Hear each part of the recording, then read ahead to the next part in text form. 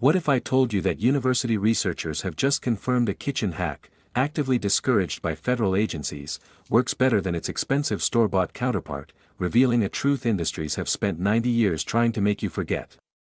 In 1933, the government told Americans to trust the banks, buy margarine, and stop growing their own food. Exposed gardens were fined in some towns. Homemade remedies were labeled quackery. But the families who ignored Washington and kept their grandparents' tricks were the ones who survived.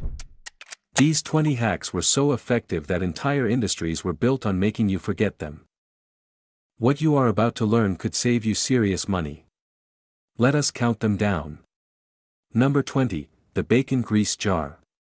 Every kitchen during the Great Depression had a tin can or mason jar sitting on the back of the stove, filled with saved bacon grease strained through cheesecloth. Your grandmother never threw away a single drop of rendered fat. She cooked eggs in it, she fried potatoes in it, she greased cake pans, and seasoned cast iron with it. That jar of golden fat replaced butter, lard, and cooking oil in a single stroke. 45 kilograms of bacon cost around 22 cents in 1933. Saving the grease meant you were getting two products for the price of one. The flavor it added to cornbread alone was worth the effort. After the war, vegetable oil companies launched massive advertising campaigns telling Americans that animal fat would kill them. Crisco spent millions convincing housewives that hydrogenated vegetable shortening was the modern, clean alternative. We now know those trans fats were far more dangerous than the bacon grease they replaced. Meanwhile, your great-grandmother's jar sat there on the stove, doing no harm and making everything taste better. Some families in Appalachia and the Deep South never stopped. They knew what the rest of us forgot. Number 19, flour sack dresses and curtains. During the Depression, a 22.7 kilogram sack of flour cost about $1.50, but the real value was the sack itself. Manufacturers figured out that women were using the cotton fabric for clothing and household items. So, companies like Pillsbury and Gold Medal started printing their sacks with colorful floral patterns. Mothers turned those sacks into dresses for their daughters, aprons, curtains, pillowcases, and quilts. A single sack yielded enough fabric for a child's dress. 2 sacks made a woman's blouse. The cotton was sturdy, soft after washing, and free. By the mid-1930s, flour companies were competing on pattern design as much as flour quality. Women would search through stacks at the general store looking for matching prints to complete a garment. The government never promoted this. Textile manufacturers certainly did not. But American mothers turned packaging waste into wardrobes that kept families clothed when stores were out of reach. Today, we pay premium prices for organic cotton and call it sustainable. Our great-grandmothers were doing zero-waste fashion 90 years ago with a pair of scissors and a treadle sewing machine. Number 18, dandelion greens as food. Before the lawn care industry convinced America that dandelions were the enemy, Depression-era families treated them as groceries. Women and children walked the fields and roadsides, picking dandelion greens by the basketful. The young leaves went into salads. Older leaves were boiled with a bit of vinegar and salt pork.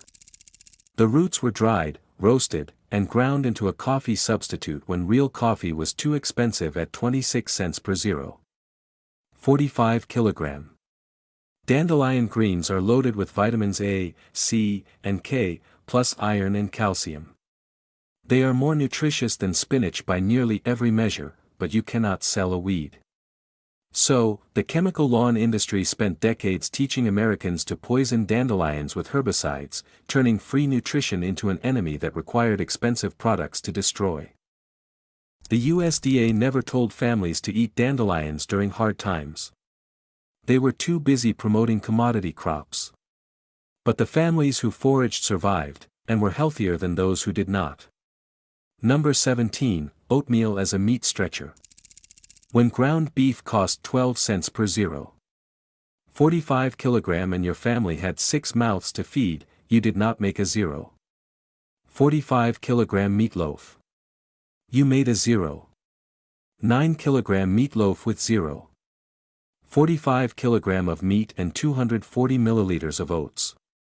Your grandmother soaked rolled oats in a little milk until they turned soft, then mixed that paste into the ground beef with an egg and whatever seasoning she had on hand. The oats absorbed moisture during cooking, keeping the loaf tender while doubling its volume. Every slice held together. Nobody went hungry. The same trick worked in meatballs, hamburger patties, and anything made from ground meat. Oats cost almost nothing. A large canister ran about 10 cents and lasted weeks. Professional chefs today call this technique a panade when they use bread and charge you $40 a plate. Your grandmother called it Wednesday dinner. Modern recipes skip this step entirely, and the meatloaf comes out dense and dry and falls apart on the plate. We forgot the science our grandmothers knew by instinct. Number 16, Victory Gardens that started before the war. History books credit Victory Gardens to World War II patriotism, but the truth is American families were growing survival gardens a full decade earlier during the Depression. By 1934, relief agencies estimated that over 6 million families were growing food in backyard plots and vacant lots across the country. Families grew beans, tomatoes, potatoes, corn, and squash. They canned hundreds of jars each fall for winter eating. A 10-cent packet of seeds could produce 22.7 kilograms of tomatoes. But here is what the textbooks leave out. Several cities actually tried to ban or restrict home gardens in the early 1930s because they competed with commercial agriculture. Grocery chains and farm lobbies pressured local governments, arguing that home gardens suppressed food prices. The same fight happened again during the war, and again in the 2000s, when cities fined residents for front yard vegetable gardens. The message has never changed: they would rather you buy than grow. The families who ignored that message fed themselves through the worst economic disaster in American history. Number 15, Water Pie. When you had no eggs, no butter, no fruit, and barely any sugar, you still made dessert. Water pie sounds impossible, but it worked. Your grandmother mixed flour, a small amount of sugar, a splash of vanilla extract, and a dot of butter in a pie crust, then poured water over the top and baked it. In the oven, something remarkable happened. The sugar and flour merged with the water to create a custard-like filling that caramelized on top. It tasted like a simple vanilla custard pie. The entire dessert cost a few pennies. Children did not know they were eating poverty. They thought they were eating pie. This recipe circulated through church cookbooks and community bulletins across the Midwest and the South. Nobody advertised it. No company could profit from it. It was pure ingenuity, born from having almost nothing and refusing to let the family go without dessert on Sunday. Water pie has resurfaced on social media in recent years, and people are stunned that it actually tastes good. Our great-grandmothers were not stunned. They already knew. Number 14, Homemade cleaning products from pantry staples. Depression-era housewives cleaned entire homes with 3 ingredients: vinegar, baking soda, and lye soap. White vinegar cut grease and killed bacteria on kitchen surfaces. Baking soda scoured pots, deodorized ice boxes, and polished silver. A bar of homemade lye soap, rendered from saved cooking fats and wood ash, washed everything from laundry to floors to children's faces.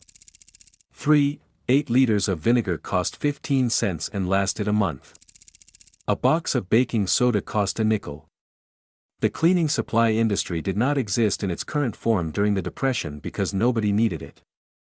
After the war, chemical companies marketed specialized products for every surface in the house: glass cleaner, tile scrubber, oven degreaser, toilet bowl solution, bathroom disinfectant. Today, the average American household spends over $600 a year on cleaning products.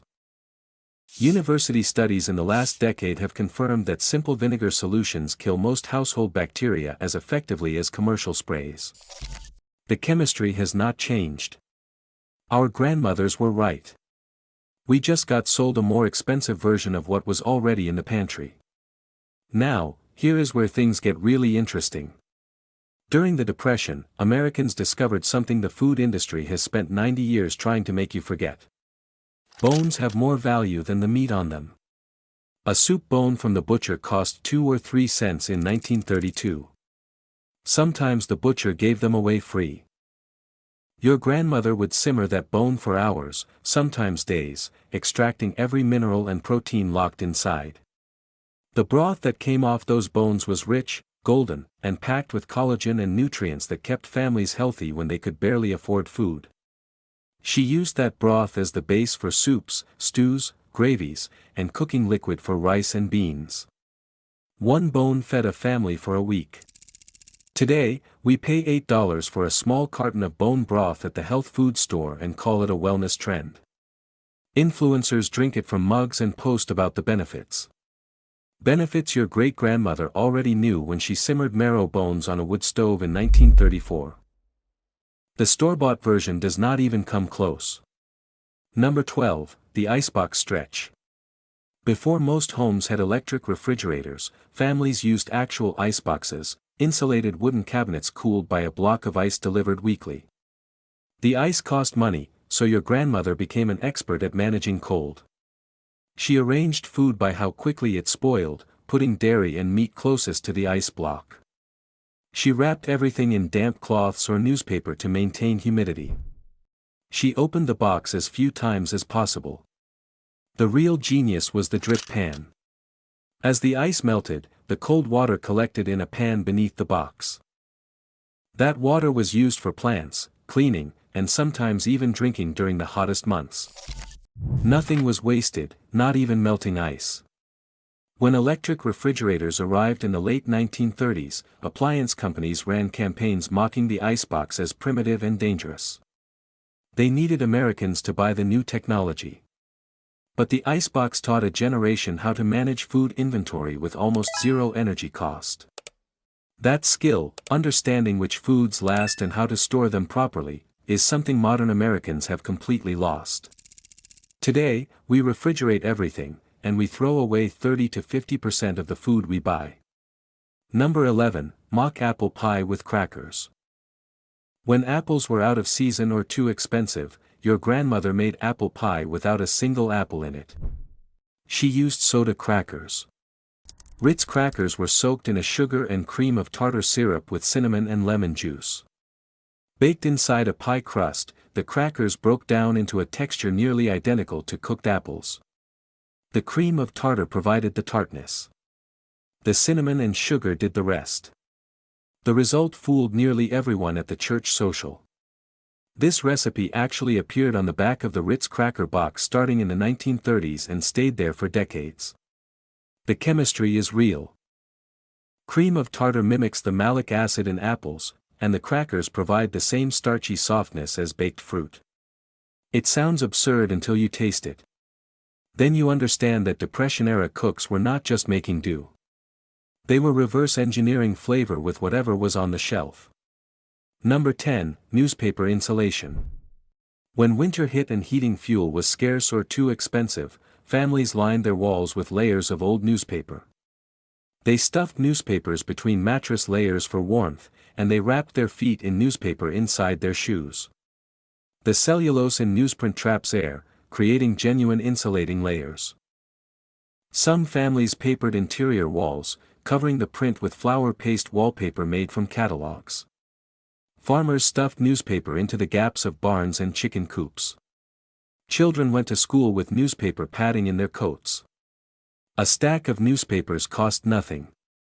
People shared them, collected them, and reused them until they fell apart. Today, insulation is a multi-billion-dollar industry. But during the worst winters of the 1930s, Americans kept their families alive with yesterday's headlines and a pot of flour paste. Number 9, the everything soup pot. Your grandmother kept a pot on the stove that never truly emptied. Monday's leftover vegetables went in. Tuesday's chicken bones joined them. Wednesday's potato peels, carrot tops, and onion skins added flavor. By Thursday, the pot held a rich, complex broth that tasted like it took a French chef all day to prepare. It took your grandmother all week, and it cost nothing beyond what had already been paid for. The perpetual soup pot was common across Depression-era America. Families in mining towns, factory cities, and farming communities all practiced this method. The constant simmering killed bacteria and kept the soup safe to eat. Each day, it changed slightly. Each day, it fed someone. This practice disappeared when refrigerators made it possible to store leftovers separately. But the soup pot was more efficient. It converted scraps into meals with zero waste and almost zero effort. Today, Americans throw away billions of dollars worth of food scraps that our grandmothers would have turned into dinner. Now, here is where the government gets uncomfortable. During the Depression, millions of Americans bartered goods and services because cash had dried up. A farmer traded eggs for a haircut. A seamstress mended clothes in exchange for firewood. Mechanics fixed cars for bushels of corn. Entire communities operated on handshake economies where no money changed hands and no taxes were collected. The IRS took notice. By the late 1930s, federal officials began cracking down on barter networks, arguing they represented unreported income. Towns that had built functioning local economies without currency were told they owed taxes on the fair market value of every trade. The message was clear: you can starve, but you cannot stop paying. That barter knowledge, including how to value skills, negotiate fair trades, and build trust-based economies, was systematically discouraged. Today, most Americans cannot imagine surviving without a paycheck. Our great-grandparents did it for a decade. Your grandmother did not throw away the bottom of a celery stalk or the root end of a green onion.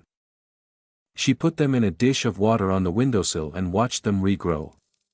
Within a week, new shoots appeared. Celery, green onions, lettuce, and potato eyes all regenerated into usable food with nothing but water and sunlight. This was not gardening. This was stretching groceries. A single bunch of green onions bought for a few cents in 1935 could regenerate 3 or 4 times before it was spent. Children watched the kitchen windowsill like it was a science experiment. Mothers used those fresh greens to make thin soup look and taste like a real meal.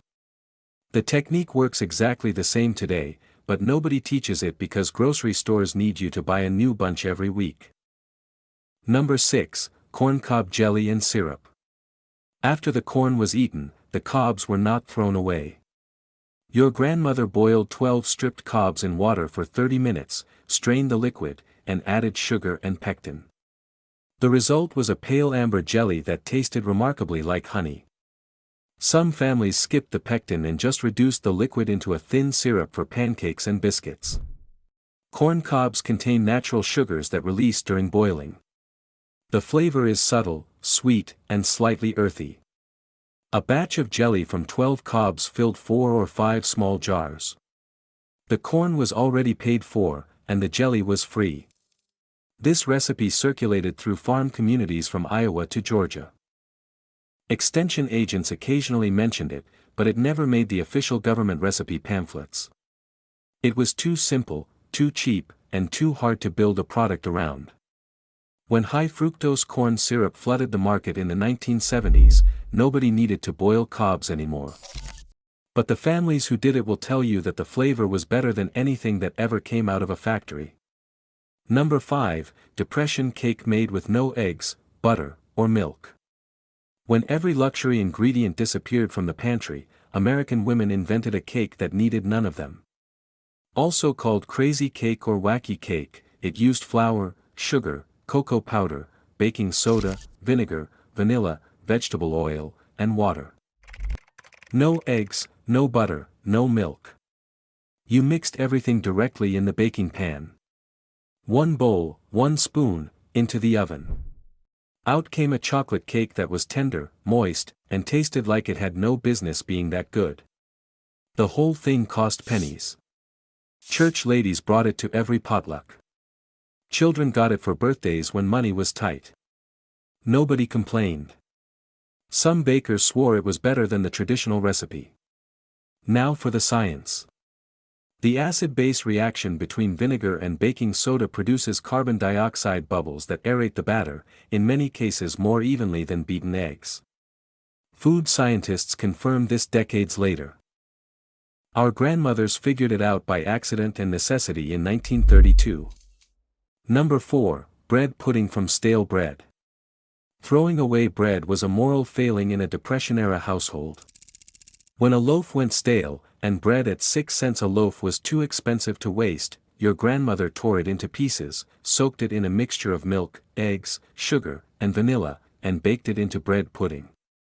Sometimes she added raisins or a handful of nuts. Sometimes just a sprinkle of cinnamon.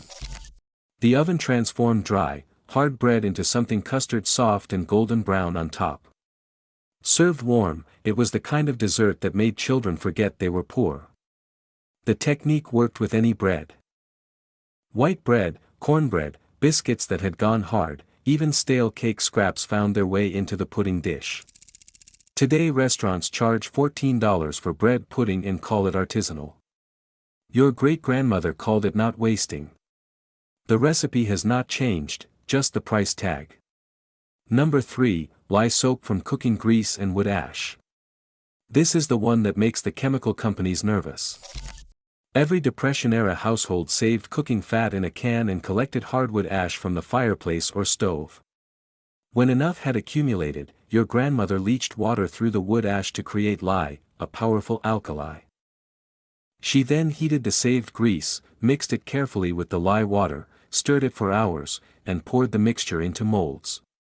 After curing for a few weeks, the result was hard, effective soap that cleaned everything: clothes, dishes, floors, skin, and hair. That soap cost nothing to produce. The chemical reaction between fat and lye, saponification, creates soap and glycerin naturally. You cannot improve on that chemistry. It is the same reaction commercial soap manufacturers use today, except they strip out the glycerin and sell it separately to cosmetics companies. Your grandmother's soap kept the glycerin in, which is why it left skin softer than anything you can buy at the drugstore. After the war, companies like Procter & Gamble launched enormous campaigns promoting factory-made soap and detergent. Homemade soap was painted as unsanitary, old-fashioned, and dangerous. The skill nearly died out completely. Today, artisan soap sells for $8 to $12 a bar at farmers markets, the exact same product your grandmother made for free. Number 2. Canning and preserving everything. In the fall of 1935, it was not unusual for a farm wife to can 500 jars in a single season. Tomatoes, green beans, peaches, pickles, jams, relishes, corn, sauerkraut, and even meat went into ball mason jars and were sealed with boiling water or pressure canners. That wall of jars in the root cellar was the family's insurance policy against winter hunger. A 10-cent packet of seeds in April became 40 jars of food by October. The jars cost 25 cents each and lasted for decades. Rubber seals were a nickel for a dozen. The investment was almost nothing compared to the security it provided. During the Depression, families that canned survived. Families that depended on stores often went hungry when prices spiked or shelves emptied. The USDA actually promoted canning during this period, but after the war, the message flipped. Frozen foods and canned goods from factories were marketed as superior, convenient, and safe. Home canning was suddenly portrayed as risky, a breeding ground for botulism and spoilage. The truth is that properly done home canning is as safe as any factory process and produces food that tastes dramatically better. But factories cannot sell what you make in your own kitchen. The canning knowledge your grandmother carried in her head was worth more than a savings account, and it cost almost nothing to use. Number 1. Community self-reliance. The greatest hack of the Great Depression was not a recipe or a household trick. It was the way Americans organized to take care of each other when the government could not or would not help fast enough. Neighbors shared tools, seeds, and labor. Churches ran soup kitchens funded by donations of a few cents per family. Women's clubs organized clothing exchanges where children's outgrown shoes and coats were passed to the next family in line. Men formed work crews, building and repairing for each other when no paid jobs existed. Farmers let hungry families glean fields after harvest, gathering whatever produce the machines left behind. Barbers cut hair for eggs. Doctors accepted chickens and firewood as payment. Entire towns functioned as single units of cooperation, not because they were idealists, but because the alternative was watching their neighbors starve. This kind of radical self-reliance terrified both government and big business. It proved that communities could survive outside the formal economy. It proved people did not need to be dependent on institutions for every basic need. After the Depression, the push toward suburban isolation, automobile culture, and consumer dependency quietly dismantled those neighborhood networks. Today, most Americans do not know their neighbors' names. Our great-grandparents knew their neighbors' children's shoe sizes. Here is my challenge. Try one of these this week. Just one. Save your bacon grease. Simmer a bone for stock. Regrow green onions on your windowsill. Make that depression cake and taste how good it is. Then come back and tell me our grandparents were just being old-fashioned. Tell me they did not know things that we have been paying corporations to do for us ever since. I tested these. My kitchen has a grease jar now. I made water pie last Sunday and my kids asked for seconds. I boiled corn cobs and the jelly tasted better than the store-bought honey sitting right next to it. Share which one you are going to try in the comments. I want to see if the bacon grease jar gets more love than the depression cake. Because these were not just survival tricks. They were wisdom that entire industries were built on making us forget. Your great-grandparents knew. Now you know, too.